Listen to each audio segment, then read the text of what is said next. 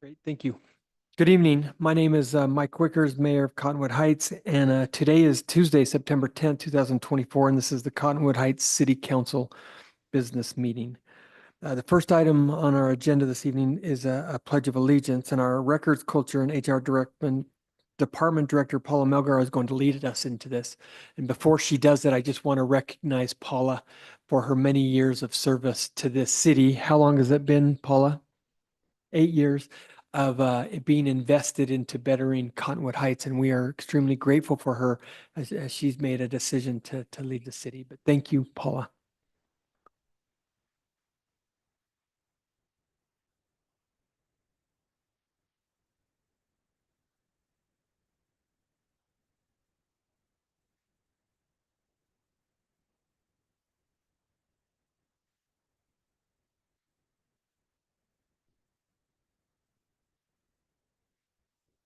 Thank you, Paula.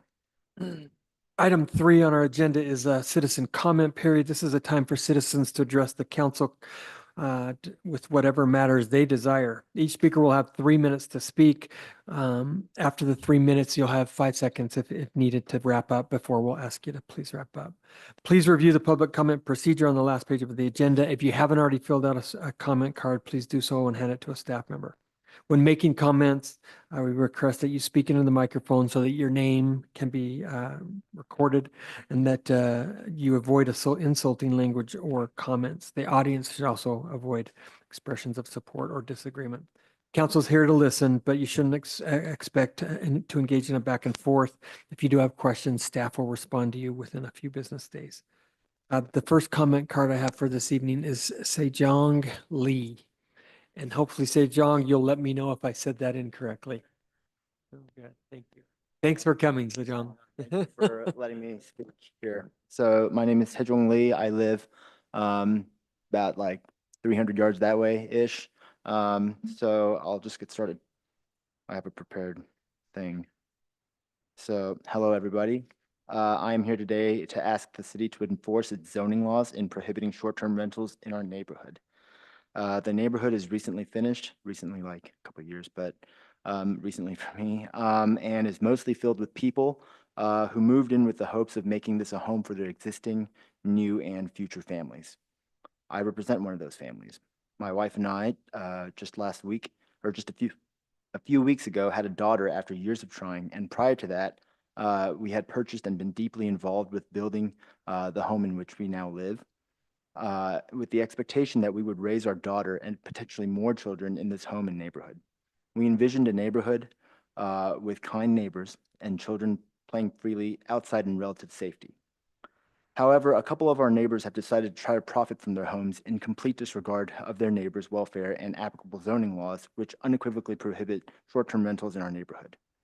The renters often turn the homes into party houses with loud music, drinking and drugs, and dangerous driving.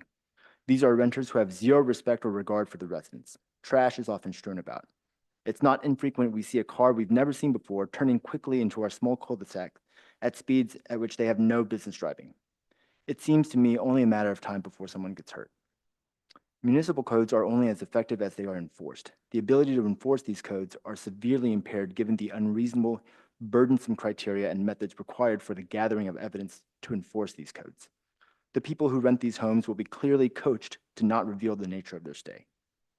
It is not reasonable to put the residents to the fool's errand of gathering this evidence, which can very well place them in danger. If the laws cannot be enforced with the circumstances or the criteria and the system in which we're operating right now, then the system is broken and it's not serving the residents and the citizens. It is the duty and responsibility of the city to effectively enforce zoning laws that exist for the benefit of its law-abiding residents.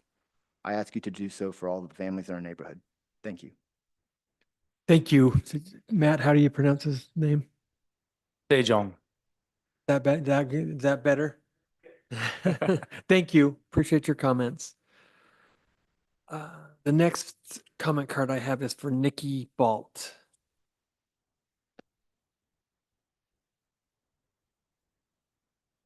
Hi, Nikki. My name is Nikki Balt. My husband and I moved here last year from the Seattle area to the brand new community on Danish Pine Lane. This is a street I know many of you are familiar with because of the multiple illegal short-term rentals operating on this single street. Not something we expected to be faced with in a small suburban street of brand new million-dollar homes. My husband and I were shocked to find these homeowners blatantly disregarding city ordinances, as well as their complete dismissiveness of neighbors' concerns and complaints about this illegal operation. They know they are scamming the city and plan to keep doing so. For the past year, my husband and I have documented the comings and goings of Airbnb renters at these properties.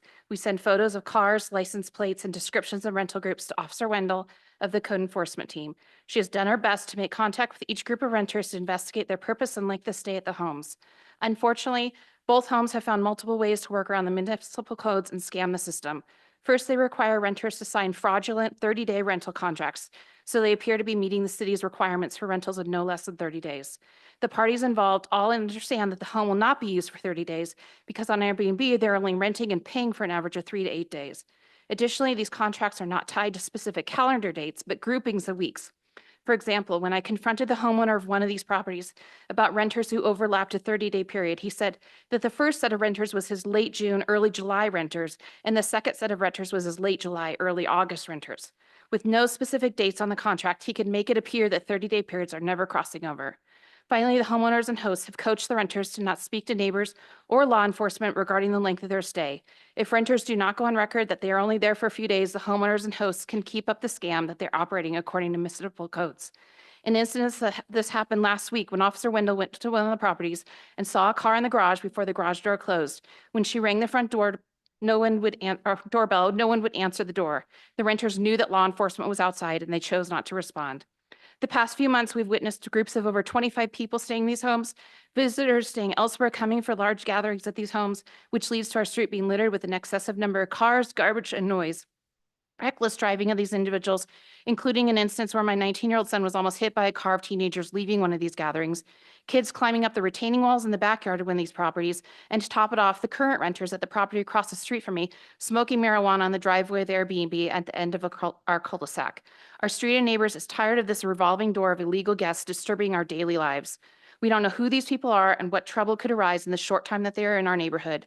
The residents want to know that their families and property are safe, and that can't happen when you get a new group of 10 to 12 random people showing up every 1 to 2 weeks. Small monetary fines won't stop these homeowners when they're charging an average of $900 to $1,200 a night. Both properties on our street are owned outright by the homeowners, making this pure income for them to enjoy while leaving us neighbors to suffer. Airbnb won't do anything despite being informed that these properties are operating illegally. I urge the City Council to reevaluate the short-term rental codes.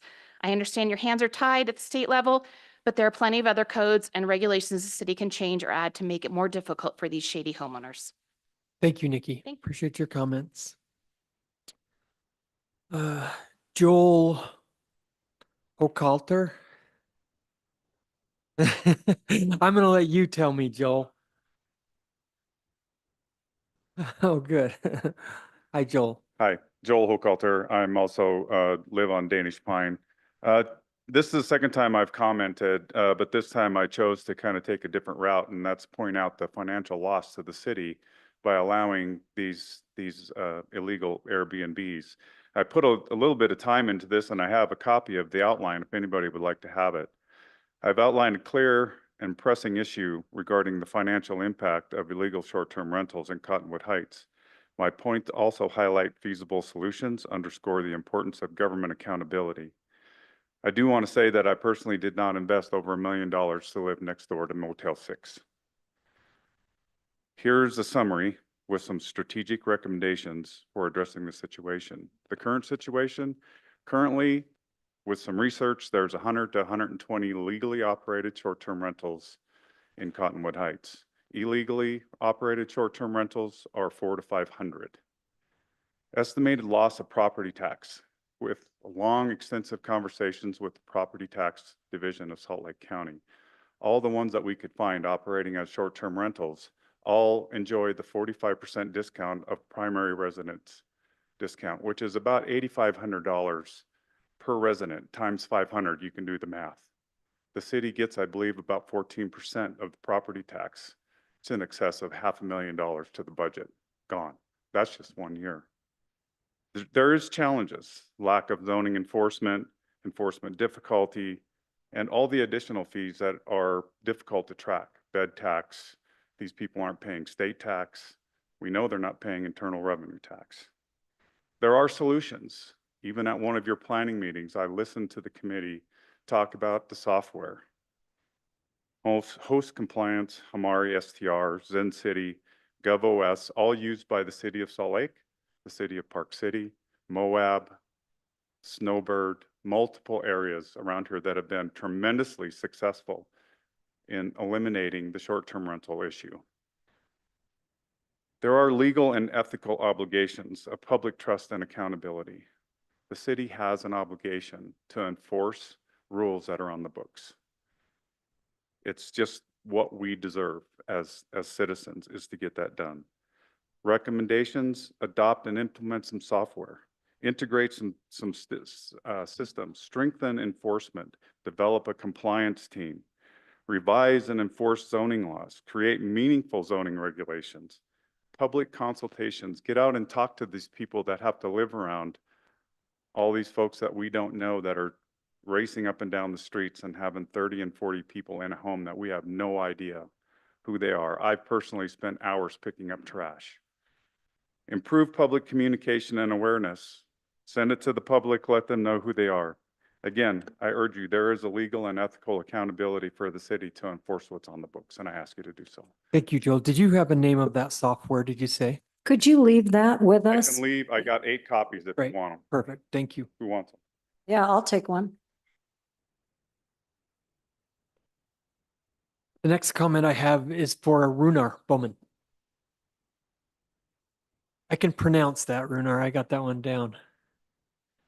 Good evening, Mayor and City Hi. Council. I think it was the last City Council meeting we had here. I was sitting in listening to the residents of up by Ferguson Canyon, the trailhead.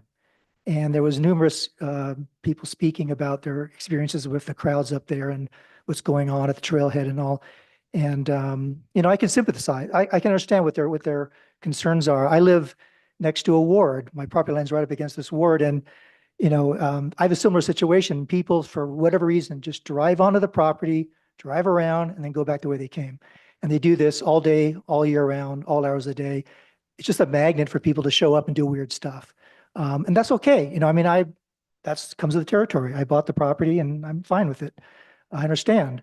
So it's a similar situation up there. I mean, it's a public access point. Yes, it's getting very crowded and busy and there's things going on, but it is a public access point. And I grew up in Southern California and there were huge fights over beach access, and access always won. And here we are in Utah, we're actually considering removing access or limiting access, which I never heard that before. I mean, that's kind of crazy. We'd actually be doing that. But again, I'm just an observer here. So, I was just thinking about this, and, so you're going to push everybody down to parking down at that trail, down at the park down below, and they all got to get up there. So maybe you want to have a scooter concession, something like that, to get people up there, because there's going to be people will be finding ways to circumvent that situation. And the fact that there's only about 40 parking stalls, those will fill up by 9 a.m. And then we're all like, it's full. There's 40 cars. I mean, that trail is going to take hours to hike. There's no turnover. So your 40 stalls at that park are filled up, and the people that want to play with their dogs or do whatever, they can't park there now either. So it's a serious problem. And you mentioned, or not you, but I heard them mention that the Bonneville Trail is coming. At some point, they're going to install this trail along the east bench here, which is basically flat. So you bring a trail that people can now go basically flat out to the Little Cotton Canyon and back, which is maybe 4 miles round trip. Everybody's going to want to do that. I'd want to do that. So it's going to be, you think it's crowded now? Wait till that Bonneville Shoreline Trail goes in. It's going to explode with popularity. And the people that live there think that they've got a problem now. Well, wait till they see what happens when that trail goes in. It's going to be a massive amount of interest, and people will be finding all kinds of ways to get up there. So you know, the notion of taking out those parking stalls, I think you might want to preserve those just to be safe because, and maybe put in all diagonals instead of some of those parallels, which waste spots. But I think you might want to think really hard about removing those stalls before you take action, because I think you might regret it years down the road. Thank you. Thank you, Runar. The last comment card I have is for Kevin Hughes. Thank you for the easy name, Kevin. Oh, yeah. It's all my mom's doing. Well, thank you all for taking time to listen to us today. I'm also a neighbor on Danish Pines, and I just come to show support of our neighbor and our neighborhood and our desire to just have, I guess, the rules played by. Everyone who bought there knew they could not use it as a VRBO. And everyone who buys here knows they can't use their residence as a VRBO or Airbnb. And yet they're doing it. And so just want to come and show support for our neighborhood and our neighbors and trying to find a solution. Thank you. Thanks, Kevin. Jared, any comments we need to get into the record? No, we didn't receive any. Great. Seeing that, I'll close the citizen comment period and we will move on to item 4 on our agenda. We have 5 different action items, legislative action items to consider as the council this evening. And we'll begin with consideration of ordinance 421, amending Title 19 of the Cottonwood Heights Code of Ordinances. So we discussed this item earlier in our work session. Any other questions or comments from the council? Seeing none, I'll entertain a motion to approve ordinance 421. I'll make that motion to approve ordinance 421. I'll second that. We have a motion to approve from Councilmember Newell and a second from Councilmember, Holton, what was your name? I'm just here. Matthew J. Holton. Councilmember Holton. Wow. Any other final questions, comments? Hearing none, I'll call for the vote. Councilmember Highland, Yes. Councilmember Newell, Yes. Councilmember Burrell. Yes. Councilmember Holton. Yes. And I will vote yes. Item 4.2, consideration of resolution 2024-58, declaring certain property surplus. We also discussed this item earlier in our work session. Any other questions or comments from the council? Hearing none, I'll entertain a motion to approve resolution 2024-58, declaring certain property surplus. Motion to approve resolution 2024-58. I'll second. Motion to approve from Councilmember Holton and a second from Councilmember Highland. Final questions? Call for the vote. Councilmember Newell, Yes. Councilmember Burrell, Yes. Councilmember Holton, Yes. Councilmember Highland. Yes. I will vote yes. Item 4.3, consideration of resolution 2024-59, declaring police K-9 OD surplus and authorizing sale. We also had the opportunity to discuss this item earlier. Any other questions or comments from the council? Hearing none, I'll entertain a motion to approve resolution 2024-59, declaring police K-9 OD surplus and authorizing sale. I'll motion to approve resolution 2024-59. I'll second. A motion to approve from Councilmember Highland and a second from Councilmember Holton. Final questions? Hearing none, I'll call for the vote. Councilmember Burrell, No. I mean, yes. Beg your pardon. Yes. Councilmember Holton, Yes to Odie. Councilmember Highland, Yes. Councilmember Newell, Yes. and I will vote yes. Item 4.4, consideration of resolution 2024-60, approving and ratifying a bid and awarding a construction contract for the Banbury Road Crossing Project. Any other questions, or we had the opportunity to discuss this earlier as well. Any other questions or comments from the council? I have one. I'd like to make a motion to table this resolution for the opportunity to revisit the spending on this project to see if we can resolve a way to actually include a couple of crosswalks and still retain some of the wonderful features that are included in this package that the Public Works Department put together. And I'm motioning to table this this resolution. Can I ask for some clarification? What does that do? Does that give us the opportunity to add even a striping of a sidewalk, or should this be a separate project? Because we did clearly support as a council some kind of a crosswalk. Yes, I clearly support the neighborhood byway. I'm really excited about many aspects of this Public Works package that was presented. But the reason I would like to postpone or table this resolution is to revisit and slightly revamp it and possibly bring it back as is. But I don't know if we got enough time to fully deliberate on it, and I think there could be ways to improve it. We only have a week until the next meeting. It doesn't seem hugely consequential for us to table it and to look at it. But Matt, I any don't- consequences from that?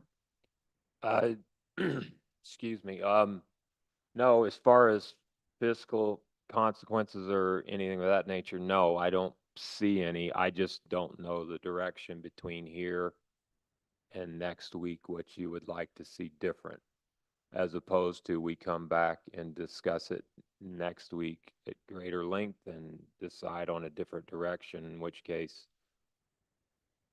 that there would be, yeah, then there would be moving it out another couple of weeks. So between now and next Tuesday, I'm not sure what the direction is.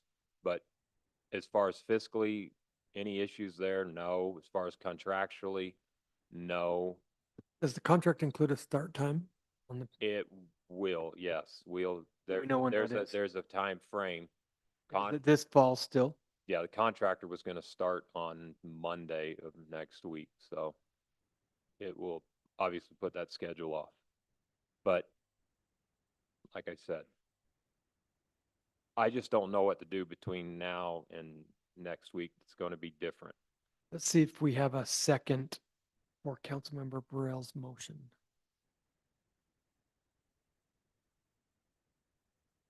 Well, I'm just trying to understand the process. I'm not sure that I do. The process What- for delaying it or Or either approving it tonight and then doing a separate project. And I understand maybe we need to second the motion before we can discuss it. I'm confused in the process of that and whether we can go ahead tonight and approve this and then bring it back as a separate project, or if we should be considering it as one project. Does that make sense? Or am I still confused? I'm What? causing more confusion. And maybe Shane needs to correct me, but I think you're right. I think there has to be a second on the motion before you actually have discussion on the motion. Well, I would second it because I want to discuss it and understand it. I don't know. Well, and I know that that during our discussion, there was probably the point that I am trying to bring forward is that, you know, for $80,000, you know, if a typical raised crosswalk costs $30,000, and then there's another amount for the island in the center of that, in the center of that raised crosswalk adds another amount, you know, for the trees. And then there's another amount for the special lighting system.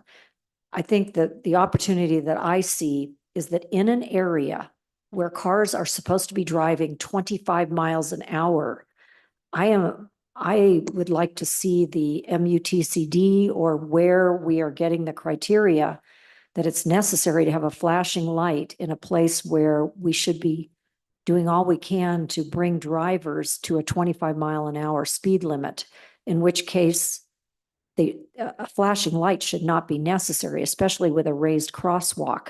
And where what I would like the council to seriously consider is where our budget on these things is so tight. Instead of spending $80,000 for only one crosswalk, is to spend a portion of that on a raised crosswalk in the location on the west side of Bywater Park, but to have an additional crosswalk that protects the children that are arriving from the east, that brings them across the collector further to the east. So that's where I'm asking the council for a second look at this package that the Public Works Department has put together, because a good, tens of thousands of dollars within this package is to build a sidewalk along a fence that I continue to maintain is a place, because there are not residences on either side of it, and because of its location, that sidewalk, continuous sidewalk, should not trump having safety for the children arriving from the east as well as from the west. So I hope that clarifies where I'm coming from, asking for a tabling or postponement of this vote. So it sounds like we did have a second. So Shane, would we do a voice vote, Shane? Or a roll call? Yeah, do a roll call vote on it. Okay. So Doesn't the second also then open it for discussion? Is that what I'm understanding? Yes. do you want to discuss longer? Oh, I just I- want to say that I don't think there's a big risk in postponing it a week if there's some issues that we might want to address. Safety is a concern, and a crosswalk in the area that she suggested is, I think, valuable and warranted. I just don't understand the process for putting it all in one package. So giving us a week to figure that out seems reasonable. And I'll speak to the motion as well. I won't vote in favor of the motion, but I want to communicate to Councilmember Burrell. I will support you in getting that second crosswalk. I don't think that it's a all or nothing proposal. In my mind, I'd love to see that crosswalk happen that was proposed by our Public Works. But I do think that your argument is very valid, that that area up, I guess I would call it east, needs a crosswalk as well. If we put something that is something that the city can afford, if that's some striping, if that's paint, if that's a sign that can then be modified later down the road to something more substantial, I would be fully supportive of that, and I'll back you in that. But as far as postponing, I won't vote in favor of it. I do support what Public Works is doing, and I think that trying to accomplish both what they're doing and what you're trying to accomplish is feasible and something that we can accomplish in the near future. And I want to thank you for that comment, Councilmember Holton. I do have a question of our Public Works Director. Is there direction either from the National Highway Safety Board or some other safety code that indicates when the RRFK, whatever the acronym is, for the flashing red lights, at what speed are automobiles traveling that these kind of flashing lights are recommended by a recognized entity? I don't know if there's a national standard. They're just a way to, let people know somebody's getting ready to cross. They're the same beacons that are right here in the roundabout and right here. There's not a special lighting system. They're solar. We drop them in and they talk to each other. When you push the button, they flash for that time that you crossed and they stop flashing. It's not a continuous beacon, if you will. Yeah, and the speed limit, of course, here, I think is 30 miles an hour. I think we're trying to maybe bring that down since it's by Brighton High School. But I would really like to see our city come together on standards and prioritization. It would immensely help, I think, these processes we go through. So I'll add, actually, Councilmember Holton said exactly what I said. I don't think that this has to preclude us looking at a second option for the residents down there. And so I wouldn't be in favor of delaying what we already have in place to make that road safer. So I would, but like I said, I appreciate Councilmember Burrell's research and investment into this, and I'm happy to continue to look at a second crossing. So are we agreeing that that is a council priority? What Councilmember Burrell has suggested? I think it's hard to make it a priority right in this instance without knowing exactly what that will entail. I mean, I'll say it's a priority for me, and I'll support Councilmember Burrell to look at, and have the city give us some options of what is feasible and what's within budget. There has to be some things that can be done that are reasonable. And I'd support that. But as far as an actual priority that, no matter what the details say, it's going to happen.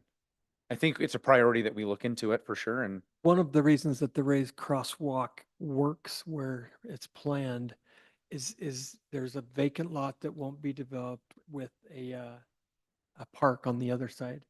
Putting a raised crosswalk in a residential area, you're either landing in a driveway or you're landing in the middle of their yard or there's multiple things. And so I'm willing to look at that and be serious about looking at that and to helping those residents. But I'm all in favor of the current. I wasn't suggesting another raised crosswalk, just something. something, yeah. Some kind of striping, some kind of safety measure seems reasonable. And again, I just wasn't sure of the best process to do that. Agree. So thank you for the discussion. So we need to vote on the first measure, which is to table the motion. So I'll begin with Councilmember Holton, no, Councilmember Highland, No. Councilmember Newell, No. Councilmember Burrell. Yes. No, the measure doesn't pass. So at this point, unless there's more questions or comments, I will entertain a motion to approve Resolution 2024-61, approving an interlocal cooperation agreement with Salt Lake, 60. 60, yeah. 60. Approving and ratifying a bid and awarding a construction contract for the Branberry Road Crossing Project. Motion to approve resolution 2024-60. Second. We have a motion to approve from Councilmember Holton and a second from Councilmember Newell. Final questions, comments? Call for the vote. Councilmember Highland, Yes. Councilmember Newell, Yes. Councilmember Burrell, Under protest, I will vote yes. Councilmember Holton, Yes. and I will vote yes. Our last action item, consideration of resolution 2024-61, approving an interlocal cooperation agreement with Salt Lake County for the Health in the Heights Coalition. We also discussed this item earlier. Any other questions or comments from the council? Hearing none, I'll entertain a motion to approve resolution 2024-61, approving an interlocal cooperation agreement with Salt Lake County for the Health in the Heights Coalition. I'll make that motion to approve resolution 2024-61. And I'll second that motion. A motion to approve from Councilmember Newell and a second from Councilmember Holton. Final questions? Well, I will make the comment that I continue to have concerns about the agreement that has been drafted for this community coalition. It was I who championed this Salt Lake County funded healthy community coalition. And I continue to have concerns that this needs to be a coalition of and by the residents of Cottonwood Heights. And so while I appreciate the staff work that has been done, I have reservations about the actual agreement that we are entering into here. And so I want to go on record that though this was everything I wanted, I have some real severe concerns about the progress on this agreement. Thank you. I'll now call for the vote. Councilmember Newell, Yes. Councilmember Burrell, Yes. Councilmember Holton, Yes. Councilmember Highland, Yes. and I will vote yes.